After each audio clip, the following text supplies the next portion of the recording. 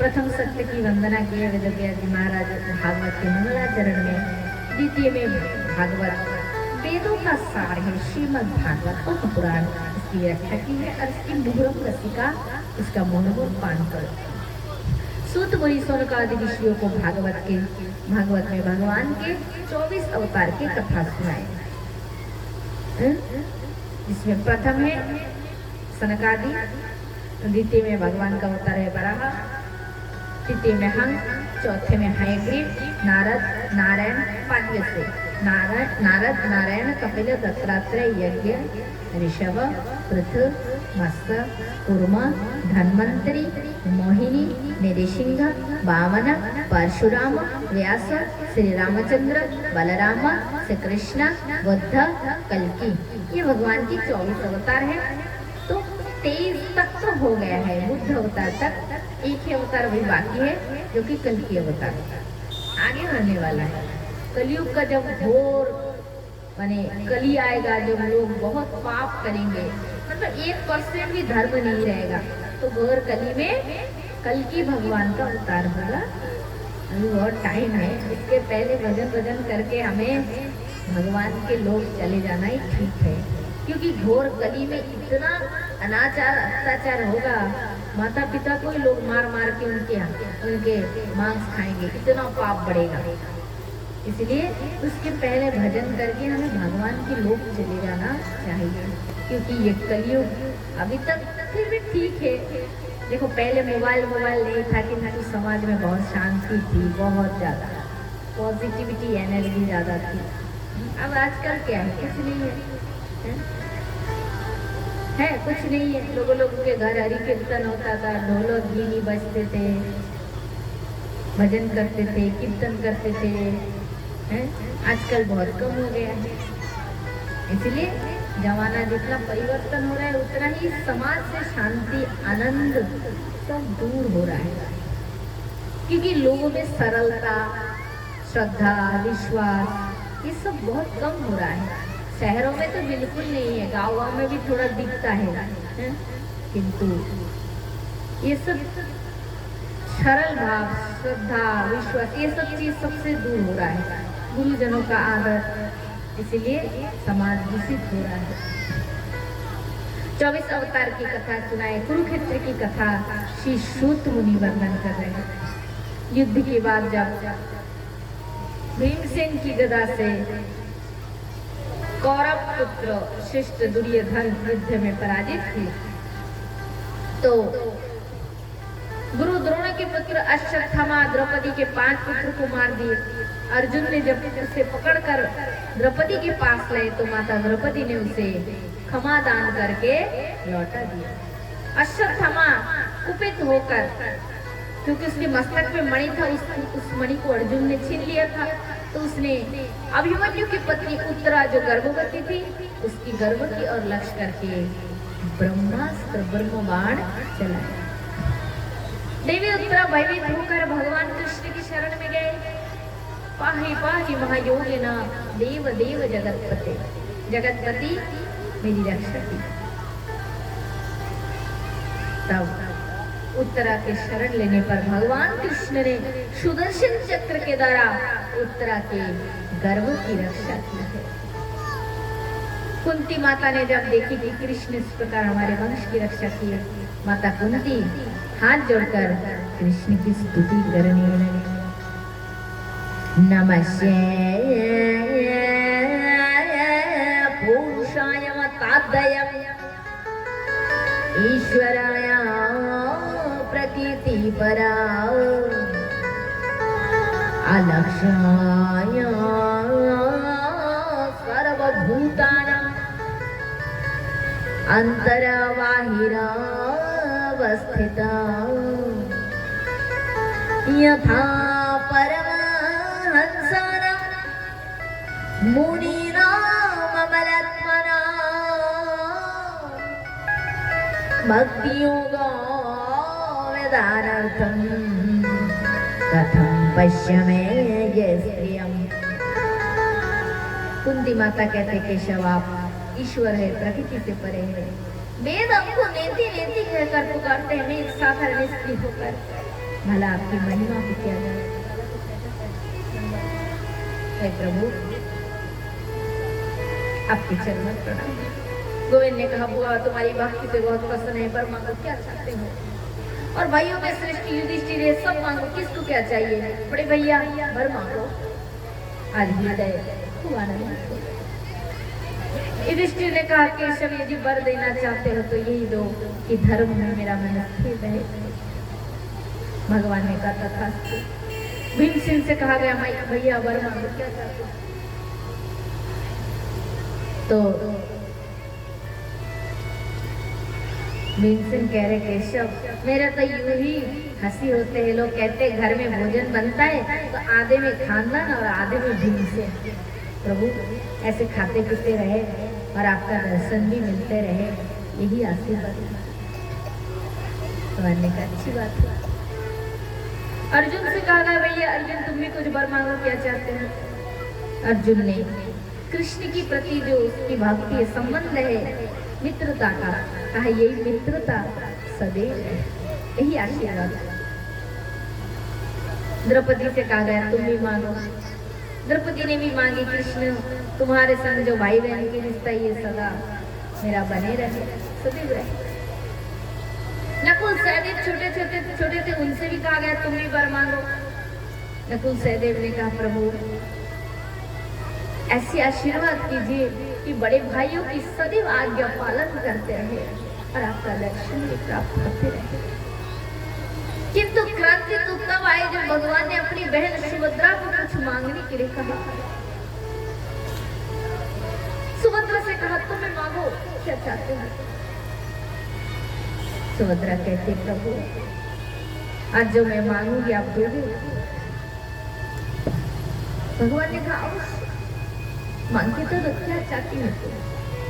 तो सुभद्रा कहती प्रभु मैं जो आज आपसे मांगूंगी सत्य में आपको। भगवान कहते अरे पगली इंद्रपाद ब्रह्मापाद ब्रह्मांड की मालिक बनना क्या चाहती है तू, क्या चाहती है मांग के तो देख। तुझे मांगने में देर होगा और मुझे देने में देर है। तो सुभद्रा कहती है प्रभु कृष्ण तदीय पद पंकज पंजरा। हे प्रभु मैं तुम्हारी चरणों की केवल भक्ति चाहती हूँ, भक्ति भक्ति और कुछ नहीं। तो भगवान कहते पगली तू मेरी भक्ति मांगते हैं, तू मेरी भक्ति चाहती है। तुझे पता है मेरी भक्ति लोग कब करते हैं जब मनुष्य बूढ़े हो जाते हैं, आंखों से कम देखने लगते हैं, कानों से कम सुनने लगते हैं, तब लोग मेरी भक्ति करते हैं। और तू अब आज से मेरी भक्ति करना चाहती है। तो सुभद्रा कहते भैया जब मृत्यु का समय आते है ना तो मनुष्य को तुम्हारा शरण नहीं रहता है, तुम्हारा याद नहीं रहता है। इसलिए प्रभु मुझे यही वर दो कि आज से अभी से मेरा मन तुम्हारे चरणों में लग जाए, क्योंकि जन्म जन्म मुनि जन्म जन्म मुनि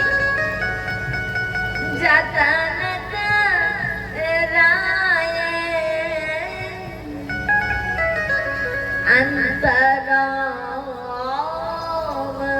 कहे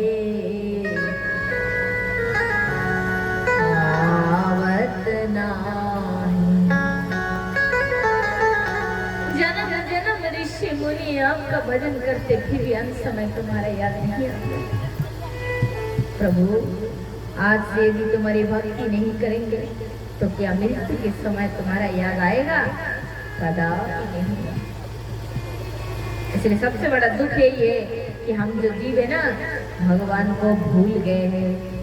बाके बिहारे जे दूर करहो दुख मेरा अवध बिहारे जे दूर करहो दुख मेरा बाके बिहारे जे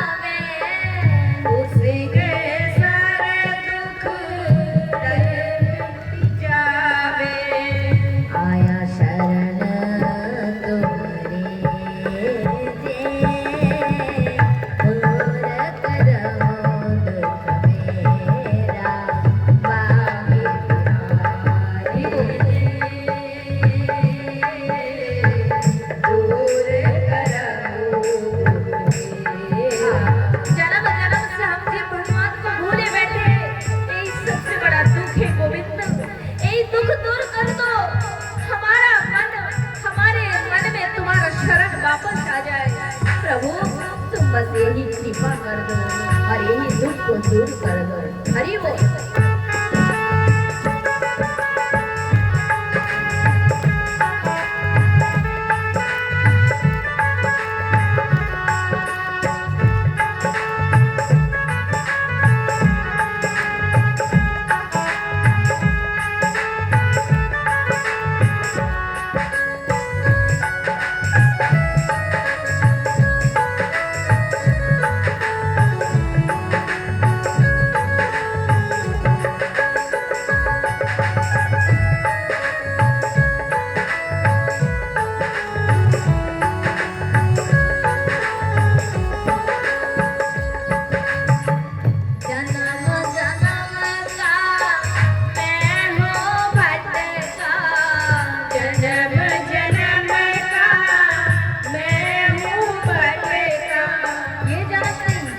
जन्म जन्म बीत गया है, मैं तुम्हें भूल गया हूँ प्रभु, मैं माया में खाली भटक रहा हूँ। जन्म जन्म का मैं हूँ भटका, जन्म जन्म का मैं हूँ भटका, बेड़ा आज भंवर में अटका, बेड़ा आज भंवर में अटका, पार करो मार दे, दूर करो दुख मेरा, पाके बिहारी जी, दूर करो दुख मेरा। प्रेम से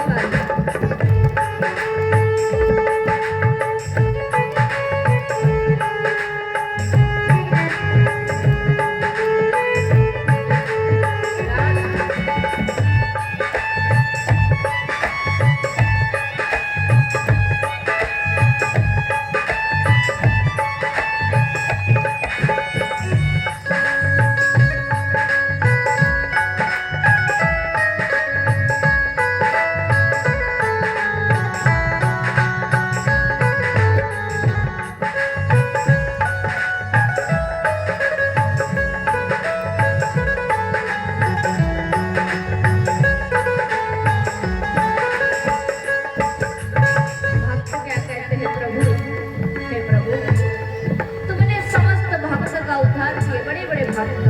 कौन से भक्त? सबरिया हिल्ला गणिका नारी, सबरिया हिल्ला गणिका नारी। सुना है उस वन में सबरी ने जब जूठा बेर लेकर भक्ति पूर्वक तुम्हें खिलाया तो राम रूप में तुमने उसे जूठे बेर को तुमने खाया। हे प्रभु तुमने बड़े बड़े भक्त को पार लगाया, आज मैं भी तुम्हारे शरण में आया हूँ गोविंद। क्या तुम मेरी नौका को भव का उस पार नहीं लगाओगे प्रभु? नहीं लगाओगे। भक्त क्या कहते हैं? सबरिया गणिका नारी, सबरिया हिल्ला गणिका नारी, सबकी तुमने पार लगाई, सबरी तुमने पार लगाई, सबरी तुमने पार लगाई, सबरी तुमने पार लगाई, हमारी बारे से दूर करो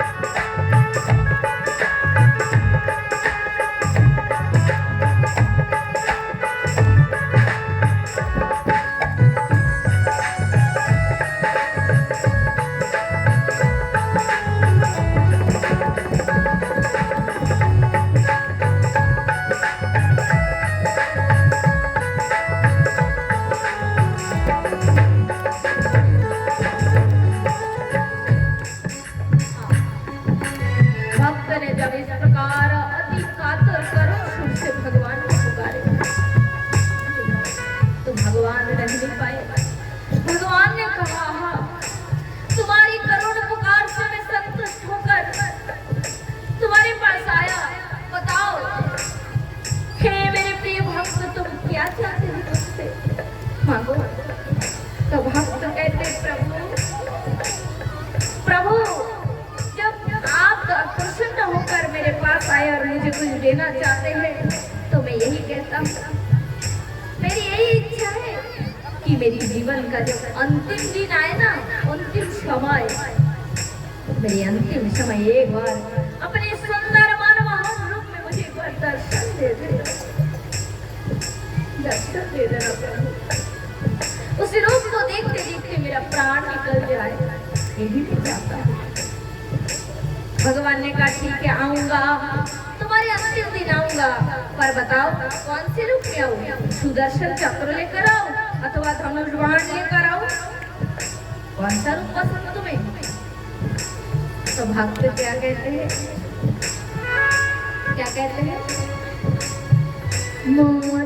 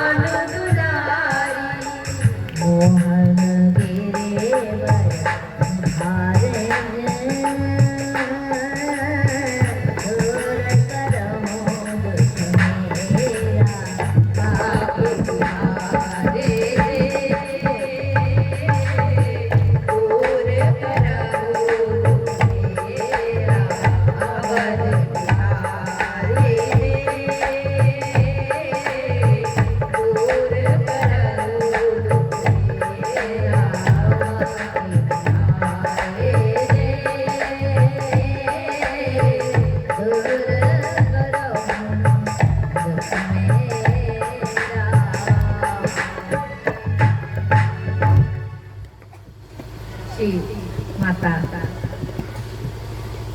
भगवान कृष्ण की जो बहन थी सुभद्रा ने इस प्रकार वर मांगे। गोविंद बहुत प्रसन्न है, भक्ति का वरदान दिए और माता कुंती से कहा गया वो आप भी कुछ मांगो। तो विपद संतुर शाश्वत तत्र तत्र जगत गुरु भावदा दर्शन यक्षात पुनर्भव दर्शन। हे गोविंद, मुझे ऐसे वरदान दो कि जीवन में दुख के बाद दुख मिलता है। क्या चाहते तुम्हारे पास क्या मांगो? भगवान ने कहा बुआ मैं तुम्हें ये वर नहीं दे सकता, तुम कुछ अन्य वर मांगो। तब कुंती माता ने कृष्ण से उनकी भक्ति का वरदान मांगा। दूसरा दिन पितामह भीष्म सरसैया पर लेटे थे। उनकी मृत्यु का समय निकट आ गया था, क्योंकि उनको इच्छा मृत्यु का वरदान प्राप्त था। उत्तरायण के समय वे देह त्याग करना चाहते थे।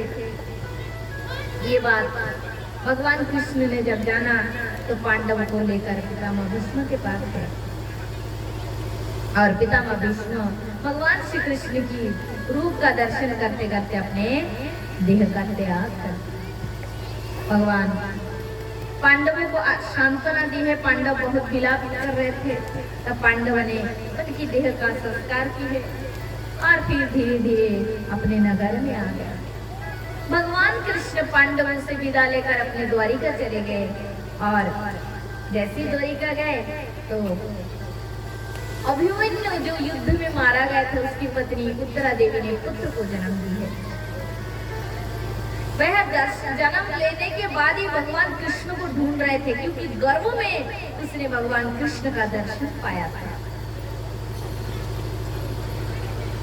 सबको परीक्षण कर रहे, कौन है, कहाँ है वो मुरली वाला, कहाँ है जो टेढ़े करके चरण करके खड़े होते, कहाँ है वंशी वाला। जन्म लेते ही बालक ढूंढ रहा है, परीक्षण कर रहे। इसलिए ऋषि मुनियों ने उसका नाम परीक्षित रख दिया। बोला परीक्षित महाराज की जय।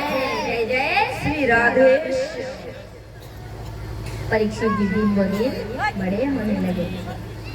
इधर महाराज जब भगवान कृष्ण अपने लीला को विश्राम करके अपने गोलोक धाम चले गए, ये खबर जब पांडवों को मिला तो पांडवों ने कहा अब हम धरती पर नहीं रहेंगे। तब पांडव परीक्षित जी को राजगद्दी सौंपकर पांडव सशरीर स्वर्ग की ओर यात्रा की परीक्षित जी राजा बन के प्रजा पालन करें, किंतु धरती पर कलयुग का आरंभ हो गया। कलियुग राजा का वेश बनाकर गौ माता और धरती जो गाय के रूप में मां पृथ्वी थी उनके ऊपर क्या करने लगे, प्रहार करने लगे छड़ी से। परीक्षित जी ने देखा हमारे राज्य में इतना बड़ा पाप कौन कर सकता है, हो ना हो यही वो कलियुग है। परीक्षित जी ने कहा दुष्ट कली, आज मैं तुझे नहीं छूऊंगा, तेरे कारण ना जाने कितने मनुष्य पाप करते हुए नरकगामी बने। रुक जा तू। कली डर गया, अरे राजा तो मुझे मार डालेंगे। जल्दी जल्दी से एकदम नरम होकर परीक्षित के चरणों में गिर पड़े। परीक्षित जी ने कहा दुष्ट, तू बड़ा चतुर है, मेरे शरण में आया है। शरण में आने वालों को मैं कभी मारता नहीं। तू क्या चाहता है? कली ने कहा मैं स्थान चाहता हूँ, मुझे स्थान दीजिए रहने के लिए। तब परीक्षित जी ने 4 स्थान दिए। सब ध्यान से सुनना, भागवत कथा शुरू हो रही है। कल तो आप वो भागवत की महत्व कथा सुने हैं, किंतु आज से शुरू हो गई है कथा, भागवत जी की कथा शुरू हो गई। ध्यान से सुनना, सब सुनना। तो 4 स्थान कलियुग कौन से स्थान में, 4 स्थान में रहते हैं।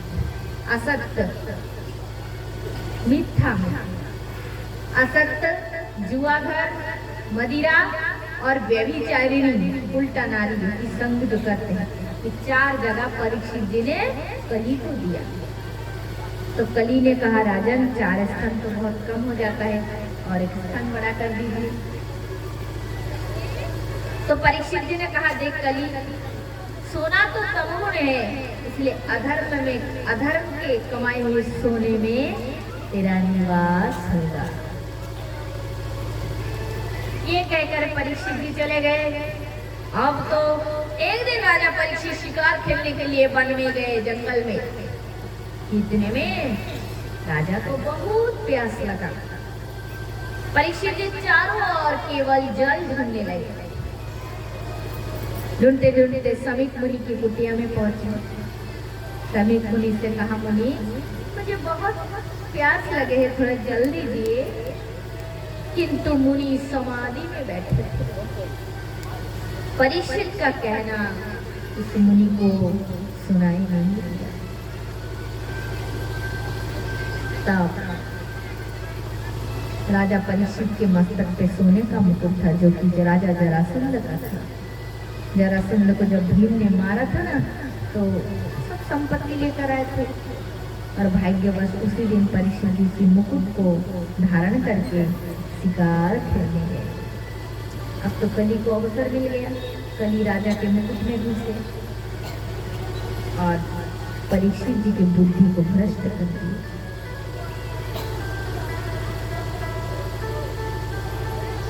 राजा ने सोचा मुझे से चक्रवर्ती सम्राट का अपमान कर रहा है, ये कोई ढोंगी होगा। तब परीक्षित जी ने एक मरा हुआ सांप उठाए और उसी मुनि के गले में डाल दिया, और ये करके घर चले आए। ये बात जब उस मुनि के पुत्र को पता चला कि किसी राजा ने आकर मेरे पिता के गले में मरा हुआ सांप देकर चले गए, तो वो बहुत दुखी हुए, रोने लगे। नदी के जल हाथ में लेकर राजा को श्राप दे दिए। इति लंघित मर्यादम तक्षकं सप्तामेहनि दंशयन्ति स्म कुलांगारं यदि तमे ततुर्। जिस घमंडी पापी राजा ने मेरे महान पिता के गले में मरा हुआ सांप देकर उनका अपमान किया, वो राजा आज से 7 दिन बाद तक्षक नाग के काटने से उसकी मृत्यु हो जाएगी। इस प्रकार शादी ये गड़र आवाज एकदम बहुत कानने लगता है। जनरेटर थोड़ा दूर लगाना चाहिए। तो अब तो महाराज परीक्षित जी परीक्षित जी को मालूम भी नहीं है कि उन्हें इस प्रकार का श्राप लग गया। जब शमीत मुनि को पता चला मेरे पुत्र ने श्राप दिया तो उन्हें बहुत दुख हुआ है। उन्होंने अपने शिष्य को कहा, जाओ जाओ राजा के पास जाओ, राजा से कहना कि 7 दिन बाद तुम्हारी मृत्यु हो जाएगी। तो शिष्य गोरमुख गए और परीक्षित जी से कहा, समय केवल 7 दिन बचे, यदि भजन करके अपना कल्याण करना चाहते हो तो तुम्हारे हाथ में केवल 7 दिन का समय है, केवल। परीक्षित जी ने सोचा शोक करने का टाइम नहीं है। अपने पुत्र जन्मेजय को राज सिंहासन सौंपकर परीक्षित जी उसी समय गंगा जी के किनारे चले गए। सब त्याग कर दिया, सब मृत्यु ही हो जाएंगे तो क्या पकड़ना। किसी साधु संत के शरण में गए, महाराज मेरा कल्याण कर दीजिए। तो परीक्षित जी उसी समय योगियों के परम ऋषि सुखदेव मुनि का आगमन हुआ है। बोलिए सुखदेव भगवान की जय। जय जय श्री राधेश। सुखदेव मुनि के चरणों में प्रार्थना की है, महामुनि बताइए 7 दिन के बाद जिसकी मृत्यु निश्चित हो गया वो क्या करेगा, कैसे उसका कल्याण होगा, कैसे उसे मुक्ति मिलेगी, बताइए। सुखदेव मुनि ने कहा, सुनो परीक्षित, ऐसे भी कोई नियम साधना है, तपस्या है जो बहुत वर्ष करने से ही भगवान के चरणों में माने गोती एक मुक्ति ये सब गति प्राप्त होंगे। किंतु तुम्हारे पास तो केवल 7 दिन का समय है और इस 7 दिन के समय के लिए एक ही उपाय है, क्या? श्रीमद् भागवत कथा। इस 7 दिन तक यदि तुम भागवत कथा श्रवण करोगे परीक्षित, तो अनायास में तुम्हें मुक्ति मिल जाएगी।